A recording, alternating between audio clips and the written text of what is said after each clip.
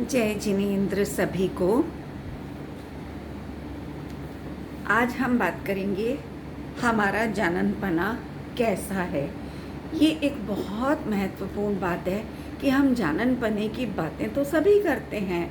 मैं ज्ञान स्वरूपी हूँ, जानना देखना सिर्फ मेरा काम है, मेरी क्रिया है तो सिर्फ जानना देखना, तो इस तरह की बातें हम सब करते हैं। लेकिन वो जानना देखना कैसा, ये नहीं जानते। और हाँ, आपको एक बात और बता दूं कि जानने देखने का स्वरूप समझे बिना सुख प्रकट नहीं हो सकता, दुख दूर नहीं हो सकता, ये तो गारंटी है। तो इसलिए मेरे मन में आया कि आज हम इसी विषय को उठाएं, तो शायद कुछ हमारी ग्रंथियाँ, हमारी भ्रांतियाँ दूर हो सकें और हम मोक्ष मार्ग में कदम बढ़ा सकें। तो देखो बंधुओं, जाननपना कैसा होता है। हमारे सामने पूरा विश्व फैला पड़ा हुआ है ना। हम उसे जानने के पीछे भाग रहे हैं। कैसे कि मैं इसे भी जानूं, मैं उसे भी जानूं। किन्हीं दो लोगों को बात करते सुना तो तुरंत जानने की जिज्ञासा होती है कि अरे ये लोग क्या बात कर रहे हैं। और यदि वे लोग अपने परिवार के सदस्य हों या रिश्तेदार हों, तब तो हमारी बेचैनी का ठिकाना ही नहीं रहता, जब तक कि उनकी वार्तालाप हम सुन ना लें, हमें ये ना पता चल जाए कि उनकी बातचीत का विषय क्या है। तब तक हमारे मन में खटक बनी रहती है, एक आकुलता बनी रहती है कि कहीं ये मेरी बुराई तो नहीं कर रहे, कहीं ये मेरे विषय में बात तो नहीं कर रहे। इस तरह से हम आकुलित बने रहते हैं संशय के साथ में, है ना। आदि आदि प्रकार के संकल्प विकल्पों की अग्नि में हमारा सुख चैन जलता रहता है। हम अपने मन में अनेक प्रकार के जाल बुन डालते हैं कि कितना बुरा व्यक्ति है ये, मैंने इसका कितना लाभ करवाया, अपना आराम सुख चैन सब छोड़कर भी इसकी सहायता की मैंने, और ये है कि सबसे मेरी बुराइयां कर रहा है। करने दो इसे, कभी तो मुझे भी अवसर मिलेगा ना, तब मैं भी इसे देख लूँगा, है ना।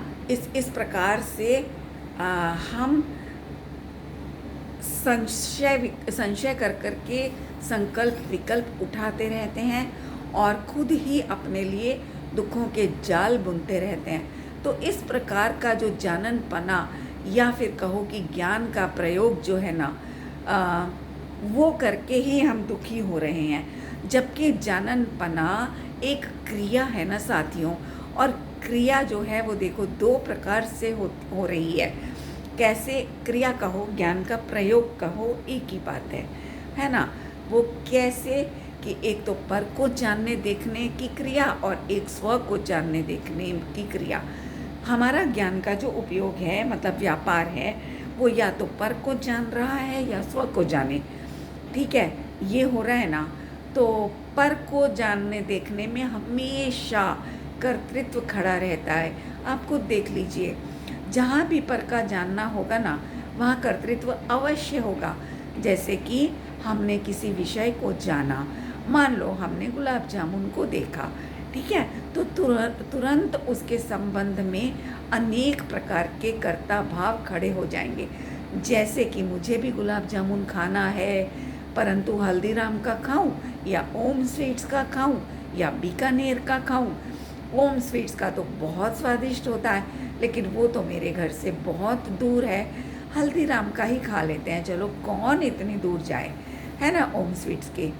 तो फिर मन क्या कहेगा, अरे यार हल्दीराम का रेट भी तो बहुत ज़्यादा है और स्वाद भी अब नाम मात्र का ही रह गया है। चलो जब गाड़ी ही निकालनी है तो 4 कदम और आगे चल देते हैं, कोई बात नहीं, ओम के ही चलते हैं, है ना। छोड़ो हल्दीराम को, दाम भी ज़्यादा दूं और स्वाद भी कम आए उसका, तो इससे तो अच्छा है 4 कदम ज़्यादा गाड़ी चला करके और ओम स्वीट्स के गुलाब जामुन लेकर आए जाएं, ठीक है। तो इस प्रकार से होता है ना, आप सबके साथ भी होता होगा, मेरे साथ भी होता है, हम सभी का एक ही जैसा तो है ना। तो अनेक संकल्प विकल्प पर को जानने देखने में खड़े ही रहते हैं। और देखो साथियों, ज़रूरी नहीं कि गुलाब जामुन सामने दिखाई देने पर ही ऐसा होता हो, उसका विचार भी आ जाए ना, तो भी इसी तरह के विकल्पों की भीड़ हमारे और आपके दिमाग में घूमने लगती है और एक विषय की इच्छा हमारा समस्त सुख चैन नष्ट कर देती है ना। इसी प्रकार विषयों को जानने की जो इच्छा में हम निरंतर जलते रहते हैं। और पता है ये क्यों होता है? ये इसलिए होता है साथियों, क्योंकि सब विश्व इसी तरफ भटक रहा है कि ज्ञान से क्या क्या जाना जाता है, क्या क्या हम जान सकते हैं। कोई ये नहीं विचारता कि जो भी जानने में आ रहा है वह सिर्फ ज्ञान में एकाग्रता के कारण ही तो जाना जा रहा है। ज्ञान में ज्ञान की एकाग्रता बिना कुछ भी जानना हो ही नहीं सकता। आप देख लो, मैं दृष्टांत देती हूँ बहुत मोटा दृष्टांत है, आप लोगों को आराम से समझ में आएगा। कि जैसे मान लो हमें किसी का मोबाइल नंबर याद करना हो, सोचना हो, किसी को हमें फ़ोन करना है मान लो, और हमारे फ़ोन में उसका नंबर नहीं है, तो हम दिमाग में जोर डालते हैं कि क्या नंबर हो सकता है। मोबाइल में नंबर नहीं होने पर भी हमारे ज्ञान में वो नंबर होता है। इसीलिए तो हम इस वर्तमान वर्तता हुआ जो हमारा ज्ञानोपयोग है, इसको सहज ज्ञान के साथ में एकाग्र करते हैं, है ना। लेकिन लक्ष्य क्या होता है? लक्ष्य हमारा मोबाइल नंबर पर होता है, ठीक है। मोबाइल बस तभी जो होता है ना कि ये जो ज्ञान है ये अपने ज्ञान स्वभाव के साथ एकत्व करने पर भी लक्ष्य मोबाइल नंबर होने से उसी समय जो ज्ञान स्वभाव जानने में आना चाहिए था वह ना आकर के मोबाइल नंबर जानने में अर्थात हमारी स्मृति में आ जाता है। यदि हमने ज्ञान का लक्ष्य करके ज्ञान को ही जाना होता उस समय पर तो अपूर्व आनंद की उत्पत्ति होती, लेकिन हमने इसका विपरीत मोबाइल नंबर को जाना, मतलब ज्ञानोपयोग का विपरीत दिशा में प्रयोग किया। तो क्या हुआ? रौद्र ध्यान हुआ, और रौद्र ध्यान मतलब आकुलता हुई। यहाँ विशेष यह है कि प्रयोग तो हमने ज्ञान का ही किया साथियों, किंतु ज्ञान को जानने में ना करके ज्ञान से जानने में हमने अपने ज्ञान का प्रयोग किया। बस यही हमारे दुख का कारण रहा। यदि ज्ञान का यही प्रयोग हम ज्ञान को या स्व को जानने में करें तो निस्संदेह अपूर्व आनंद की उत्पत्ति होगी ही होगी, है ना। ऐसा आनंद जिसमें किसी विषय का कर्तृत्व का विष नहीं मिला हुआ, जो शुद्ध आत्मा से उपजा शुद्ध आत्मिक आनंद रूपी है और आत्मिक गुणों से भरपूर है साथियों, जिसमें आकुलता का अस्तित्व भी नहीं है।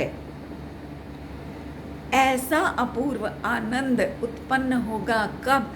जब हम अपने इस वर्तमान वर्तते हुए मतलब जानने देखने में लगे हुए ज्ञान को, इस उपयोग को, जिसे इंग्लिश में कंसंट्रेशन भी कहते हैं, उसको जब हम इस ज्ञान को ही जानने में लगाएंगे कि ये जो सारा विश्व जानने में आ रहा है, जिस ज्ञान से जानने में आ रहा है, उस ज्ञान को कौन जान रहा है? वो ज्ञान भी तो एक वस्तु है ना विश्व की, उसको तो मैंने आज तक जाना ही नहीं। बस जहाँ ये भाव हमें अंदर प्रस्फुटित होगा कि ये ज्ञान भी एक वस्तु है और यही मैं हूँ। देखो कहते हैं ना, मैंने ऐसा जाना, मैंने वैसा जाना, इसका मतलब ये ज्ञान ही बार बार मैं करता घूम रहा है। तो अब ये बोलेगा कि मैंने अपने को जाना, ये ज्ञान जो वर्त रहा है ये ही तो मैं हूँ। ये ज्ञान सर्व को जानने में समर्थ ज्ञान और अपने को ही ना जाने, ऐसा कैसे हो सकता है? जैसे आँख के आगे सारे दृश्य फैले पड़े हों, सबको देख रही है जो आँख, वो अपने को ही ना देखे, ये कैसे हो सकता है? असंभव बात है ना। उसी प्रकार ये जो ज्ञान है सबका निर्णय कर रहा है। ऐसा ज्ञान अपना ही निर्णय ना करके नपुंसक बना हुआ है। तो अब हमें अपना वीर्य प्रस्फुटित करना है, अपने को जानना है, तो ये नपुंसकपना हमारा छूट जाएगा साथियों। जिन आगम में जानन पने का महत्व ये नहीं है कि हम किससे जानते हैं और किसको जानते हैं। नहीं, जानते तो हम ज्ञान से ही हैं, ये भी ठीक है, लेकिन महत्व इस बात का है कि किसको जानते हैं। हाँ सॉरी, मैं अभी पहले गलत बोल गई। फिर से रिपीट करती हूँ कि हमारे जैन धर्म में जो जानने का महत्व है वो किस से जानने का नहीं है, बल्कि किसको जानने का है। यह मैं गलत बोल गई थी, थोड़ा सा सॉरी, मैंने मिस्टेक सुधार ली कि किसको जानने का है। ऐसा नहीं है कि किस से जानते हैं, ये तो निश्चित है कि जानते तो हम ज्ञान से ही हैं, हर कोई जानता है इस बात को, लेकिन किसको जान रहे हैं, पर को जान रहे हैं अभी तक तो। लेकिन अब हमें अपना ज्ञान का विषय बदल करके देखना है, पर से हट करके स्व को जानना है ना। आज तक विश्व को जाना तो राग द्वेष हुए और संसार खड़ा रहा, लेकिन एक बार विषय बदल कर देखो, ज्ञान को जान कर तो देखो। वो ज्ञान जो सबको जानता है, सबका निर्णय करता फिर रहा है, परंतु अपने को ही नहीं जानता, अपने अस्तित्व का ही निर्णय नहीं करता कि यह जानने वाला ही वास्तव में मैं हूँ, है ना। जो एक बार भी अपने अमूर्तिक चैतन्य ज्ञान स्वभाव को जान लेना, तो जानने वाला ज्ञान सुखी हो जाए। उसे अपना रोग समझ में आ जाए। जैसे हमारे शरीर में कोई रोग होता है ना, हम परेशान हो रहे होते हैं, 50 तरह के टेस्ट करवा के आते हैं, और जैसे ही डायग्नोज हो जाता है कि अरे हाँ ये रोग हुआ है, तो कितनी निर्भरता आ जाती है ना मस्तिष्क में, उपयोग में, कि बस अब हमें डायग्नोज हो गई, सही रोग डायग्नोज हो गया, तो अब सही औषधि भी मिलेगी तो रोग दूर हो जाएगा, है ना। ऐसा निर्णय होते ही हम निराकुल हो जाते हैं। उसी प्रकार जैसे ही ये पता चला, विषय बदला, हमने पर से हटकर के स्व को जाना, ये सबको जानने देखने वाले ज्ञान को जब हमने जाना, मतलब इस ज्ञान ने जब अपने को ही जाना कि मैं ज्ञान मात्र वस्तु हूँ, और ऐसी वस्तु जो हर समय जानन रूप परिणमन कर रही है, जब ऐसा जाना और ऐसा निर्णय किया, तो वो अपने अस्तित्व का ही निर्णय करता है और सुखी हो जाता है। परंतु उसे ये समझ आ जाता है कि मेरा रोग क्या है, उसे ये समझ आ जाता है कि मैंने सबको जाना, सबका निर्णय किया, परंतु अपने को ही नहीं जाना, अपने अस्तित्व का ही निर्णय नहीं किया आज तक कि वास्तव में ये जानने वाला ही मैं हूँ। जो एक बार भी अपने अमूर्तिक चैतन्य स्वभाव को अब जाना, तो निर्भर हो जाता है, निराकुल हो जाता है। ज्ञान से जानने की मान्यता में ज्ञान कठिन हो जाता है साथियों। ज्ञान से जानने का मतलब है कि ज्ञान से तो जान रहे हैं, हमने साधन को पकड़ लिया। जैसे हम कार से जा रहे हैं लेकिन मंजिल नहीं पता है, या कार से जाना ये तो हमने पकड़ लिया कि कार से जा रहे हैं हम, लेकिन कहाँ जा रहे हैं ये नहीं मालूम है। तो इसी प्रकार यहाँ हमने ज्ञान से तो जाना, ऐसा निर्णय किया, मगर किसको जाना, हमारी मंजिल कहाँ है वो नहीं पता, क्योंकि विषय तो अनंत है संसार में। एक विषय को छोड़ा दूसरे की ओर लपकता है, दूसरा छोड़ा तीसरे की ओर लपकता है। इस प्रकार भ्रमता रहता है ये आत्मा, है ना। तो इसलिए समस्याओं में उलझ जाता है, और ज्ञान को जानने से ये ज्ञान सरल और सुलभ हो जाता है।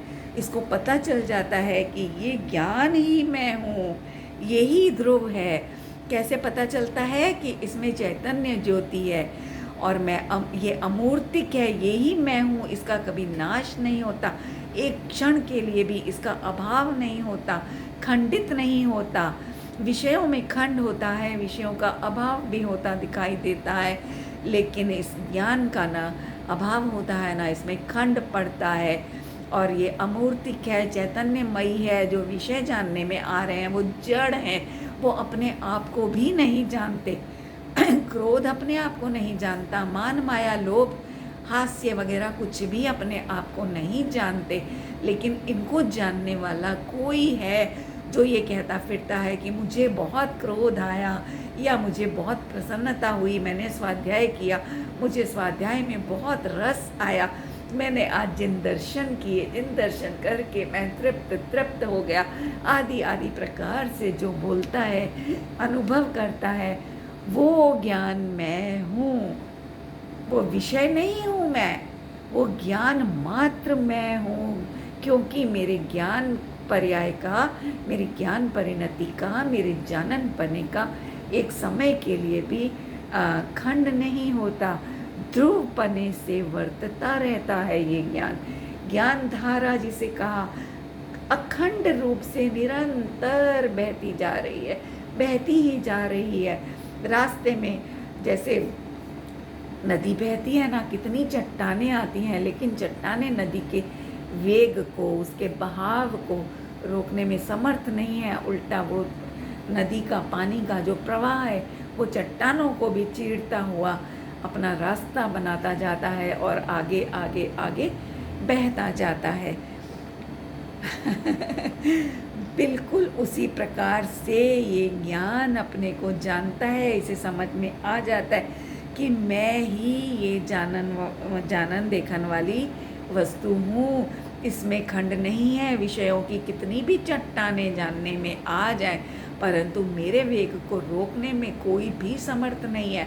ऐसा मैं ध्रुव हूँ, इसीलिए मैं ध्रुव हूँ। अब बताओ, इतना ध्रुव होकर के, इतना अखंडित अखंडमय होकर के, चैतन्यमय होकर के मैं इस जड़ से, इस क्षणिक विकल्पों से, इनसे घबरा जाऊं? नहीं, कभी नहीं। इसीलिए मैं चैतन्य चक्रवर्ती हूँ। चैतन्य चक्रवर्ती का जो चक्र है वो किसी के आगे झुकता नहीं है, वो बढ़ता जाता है। उल्टा उसके सामने आने वाले हर एक राजा को नतमस्तक होना पड़ता है, क्योंकि उन्हें पता होता है कि ये चक्र रत्न है, चक्रवर्ती का चक्र है। ये कभी भी इससे कितने भी युद्ध कर ले हम इसको जीत नहीं सकते। इसलिए सभी राजा लोग नतमस्तक हो जाते हैं चक्रवर्ती के आगे। तो इसी प्रकार ये ज्ञान पर्याय जब अपने ऐसे महात्म्य को जाने, अपने ऐसे चैतन्य चक्रवर्तित्व को जाने, तो सभी कर्म इसी प्रकार नतमस्तक हो जाते हैं। जैसे समय सारजी में पूर्व रंगाधिकार में कहा ना उनको स्वामी ने कि जो इस जीव और अजीव के स्वांग को जान लेता है, उसको ये सारे स्वांग, अजीव के स्वांग जो हैं, आश्रव बंध संवर निजरा आदि, ये सब नमस्कार करके, नतमस्तक होकर के लौट जाते हैं।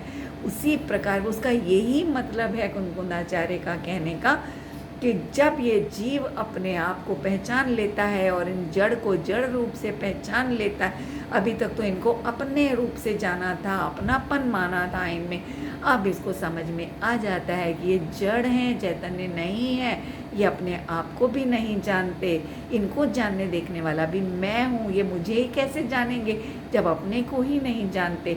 तो जैसे ही इसको ये दो का भेद समझ में आता है, एक तरफ चैतन्य परिणति, एक तरफ जड़ परिणति, तो उसी समय ये सारे उदय में आते हुए जितने भी आश्रव बंद के उदय के जितने भी स्वांग हैं, ये सब नतमस्तक होकर के दूर हो जाते हैं हमसे।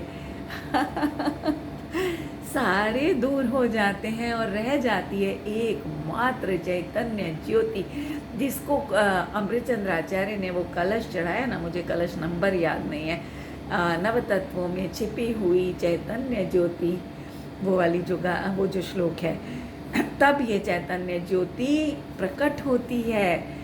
और इसी को शिव की तीसरी आँख कहा, क्योंकि शिव माने मोक्ष, मंगल स्वरूप मोक्ष। उस मार्ग पर अब जीव अग्रसर हो जाता है, मुक्ति की ओर प्रयाण उसका शुरू हो जाता है। तो इसलिए इसको शिव का तीसरा नेत्र भी कहा है। आप समझो कोई अलग से शिव शंकर या भोले शंकर नाम का भगवान नहीं है, ये सब कल्पनाएं करी हैं अज्ञानियों ने।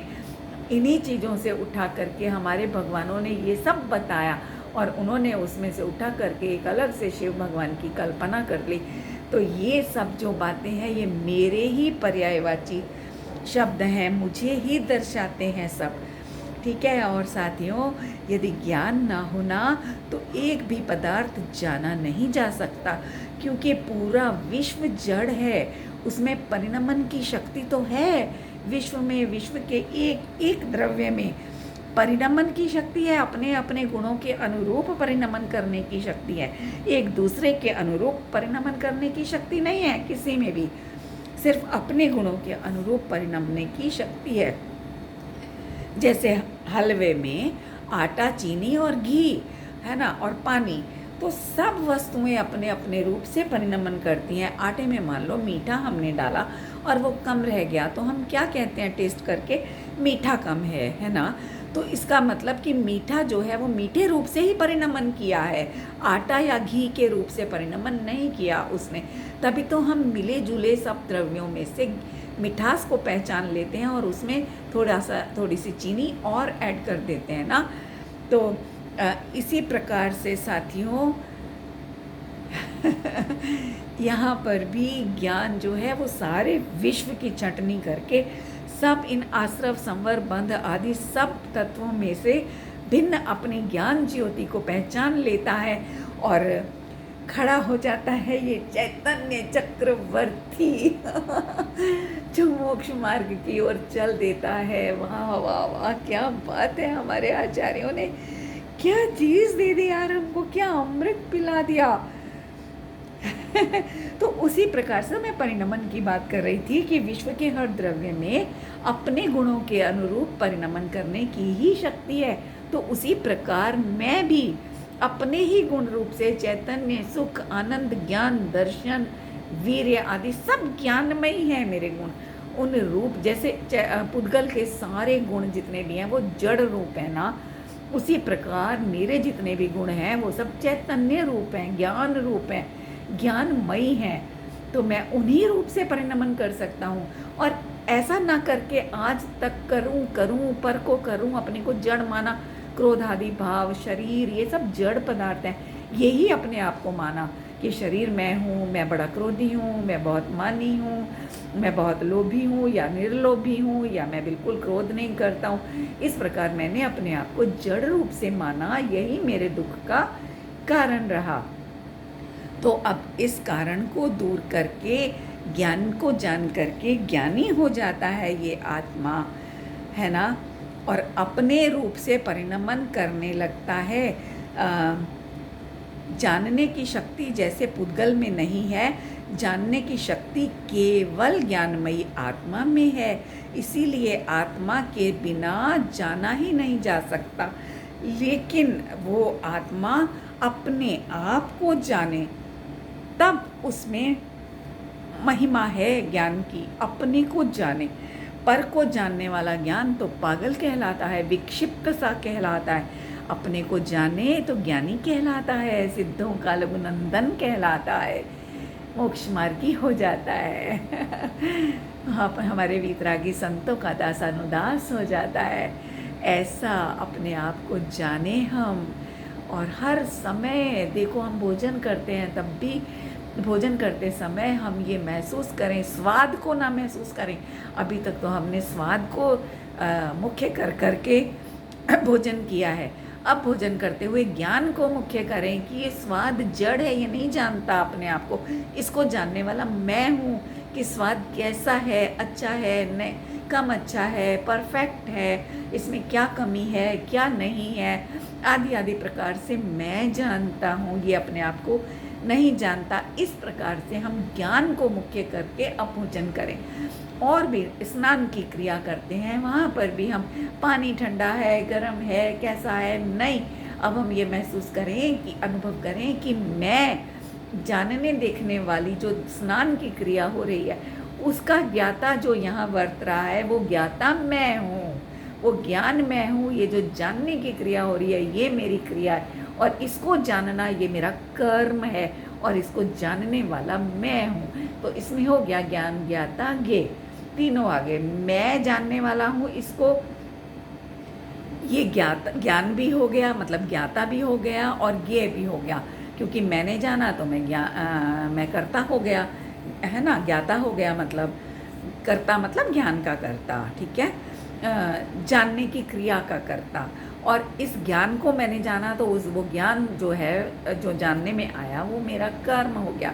और किससे जाना? मैंने अपने ज्ञान से ही जाना, तो वो मेरी क्रिया हो गई। इस प्रकार ज्ञान ज्ञाता ज्ञेय अभेद अखंड छह ढाला जी की छठी ढाल में कहा है ना, जहाँ ज्ञान ज्ञाता ज्ञेय का न विकल्प, क्या है मुझे याद नहीं रहता है, तो वो है ना। और ध्यान ध्याता ध्येय भी कहा है। तो जहाँ ऐसा ध्यान किया तो वहाँ ध्यान ध्याता ध्येय का भी विकल्प नष्ट हो गया। वही जानने वाला ही ज्ञान हो गया, ध्यान करने वाला ही ध्याता हो गया, ज्ञाता हो गया। और जिसको जान रहा है वही ध्येय हो गया, वही ज्ञेय हो गया।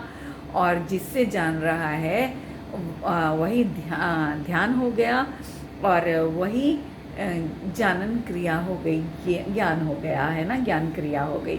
बस बंधुओं, इस प्रकार हर कदम पर दिन रात हमारे जीवन में जितने भी कार्य हो रहे हैं, उन सबको हम इसी प्रकार सूक्ष्मता से ज्ञान को उठाते जाएं। सोने की क्रिया हो रही है, सोने जा रहे हैं मान लो बिस्तर पे, तो ये अनुभव करें कि सो कौन रहा है। शरीर पड़ गया, शरीर ने अपनी सारी बाहर की क्रियाएं बंद कर दी, लेकिन उसको जानने वाला जो ज्ञान है वो कहाँ सो रहा है? वो तो जान रहा है, देख रहा है, और सपनों में भी जागृत है। वो कहाँ सोया है? वो नहीं सोया, मतलब मैं नहीं सोता हूँ, बिल्कुल नहीं सोता हूँ, इसीलिए मुझे नींद नहीं आती। हर एक दिन छोड़कर एक दिन मुझे नींद नहीं आती है। जैसे परसों बहुत गहरी सोई मैं, परसों से पहले दिन रात को पूरी रात जागी, कल भी पूरी रात जागी हूँ मैं। उसके बाद भी मुझे कोई परेशानी नहीं होती, क्योंकि मैं यही अनुभव करती हूँ हर समय कि अरे नींद तो एक कर्म है, उसको आना होगा तो आएगी, नहीं आना होगा तो नहीं आएगी, मुझे क्या। मैं तो जानने देखने वाला हूँ, मैं कब सो सकता हूँ? नींद आ भी गई तब भी मैं नहीं सोता, वो सपनों से सिद्ध होता है। गहरी नींद में सोते भी अगर कोई हमारे नाम से हमें पुकार ले तो फौरन जाग कर खड़े हो जाते हैं। हाँ जी, क्या कहा आपने? मुझे बुलाया, है ना। तो ये है हमारा हमारी दृढ़ता, इसको तोड़ना है। अब इसका अभ्यास हमें दिन रात करना होगा, मैक्सिमम करना होगा, तब ये अभ्यास टूटेगा और ज्ञप्ति क्रिया में ज्ञान रमना शुरू हो जाएगा, ज्ञान ज्ञान में रमना शुरू हो जाएगा। फिर देखो हमारी जो ज्ञप्ति क्रिया है उसका गे पलट करके हम खुद आत्मा हो जाएगा, है ना। ज्ञान स्वभाव उसका गे बन जाएगा। बस यही मोक्ष मार्ग रत्नत्रय का प्रारंभ हो जाएगा। जय जिनेंद्र साथियों, जय जिनेंद्र।